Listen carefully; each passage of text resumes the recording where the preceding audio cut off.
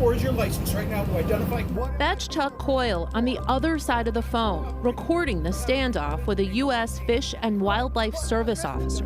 What am I being arrested for? You are not cooperating for having committed a crime. What? A misdemeanor? A misdemeanor. Seconds later, It's a $10. Coyle drops the phone. You see the flames and can hear what happens next. Lay down!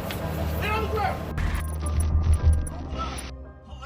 Imagine being tasered and then burnt.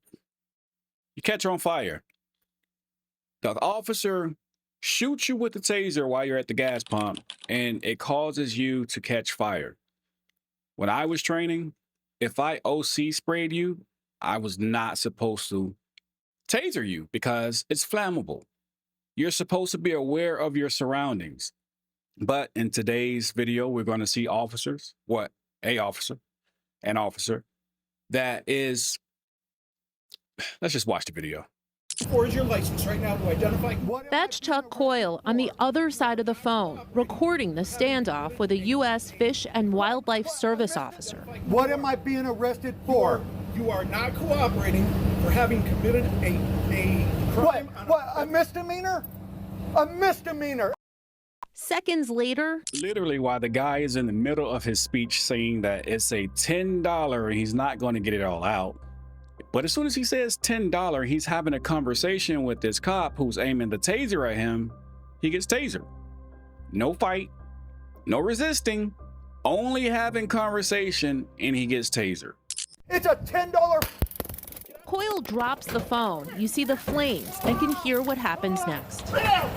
Lay on the ground! It took place at a gas station on the Fort Mojave Indian Reservation back on July 16th.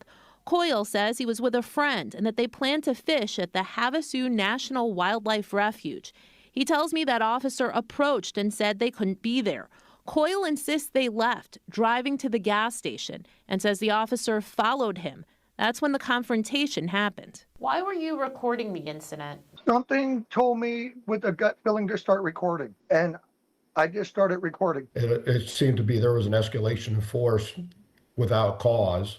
Roy Taylor has more than 4 decades of law enforcement experience and studies when and how force should be used. Officers, if they're properly trained or taught, never use the taser in any flammable environment. But the question would be also, like, does it really require that much training?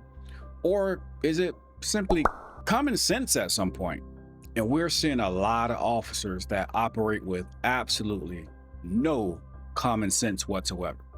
But to be fair, I was trained not to use this in a flammable environment, but I don't think I would have did so anyway. Just makes sense. Well, in this case, it makes no sense.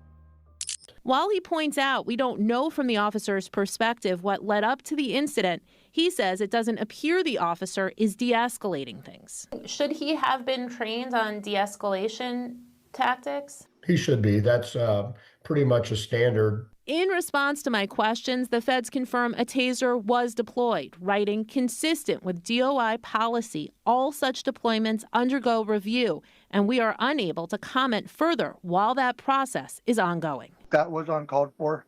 It truly was. You're looking at cell phone video from Clarence Coyle's point of view, capturing the tense standoff between him and an officer with U.S. Fish and Wildlife Service on July 16th. And you're going to go to jail. All I'm asking for is your license right now to identify. What am I being arrested for? You are not cooperating for having committed a crime. What? A misdemeanor? A misdemeanor, asshole. It's a $10. And I think that was the reason for the tasering. He said the A word. He called him an a-hole, and immediately after that, he tasered the guy. No crime. The guy's not charged, if you guys are wondering what happened after this. He wasn't charged. Charges dropped. The department did not reach out to this guy. The guy had injuries that, they cared nothing about. But he did call a cop an a-hole, and for that reason, he was tasered and set on fire. Get out of the ground.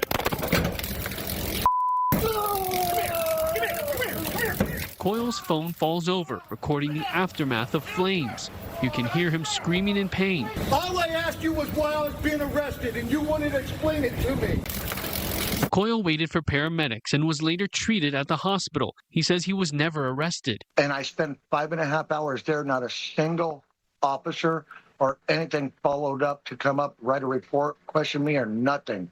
Nobody showed up at the hospital at all for any of this. We reached out to U.S. Fish and Wildlife regarding the officer seen on video. The name on his uniform reads P. Nielsen. Fish and Wildlife Service is a federal bureau within the U.S. Department of Interior. A spokesperson for FWS sent us a brief statement saying, quote, "A taser was deployed during the incident, consistent with DOI policy.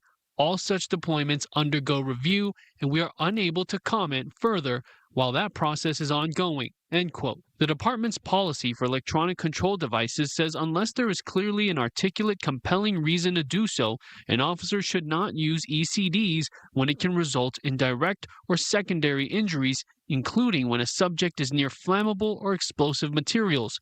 The Fort Mojave Indian tribe also told us they have no comment. Meanwhile, Coyle says he has first and second degree burns on his hands and severe nerve damage. If you live in the United States, be careful when going to get gas. You may run into a tyrannical police officer who has a taser, who just may tase you while you're getting gas, which in turn could set you on fire. And it's not like it's unheard of, because that's what we just saw. And again, that's policing in America. Taser for pumping gas, no report, no cop shows up to see if you're okay. No one cares to figure out why it happened. Just taser the guy, set him on fire, go about your day. That's policing in America. Stay safe, protect yourself. I'll keep my eyes on this for an update, and hopefully there's a big update to this one.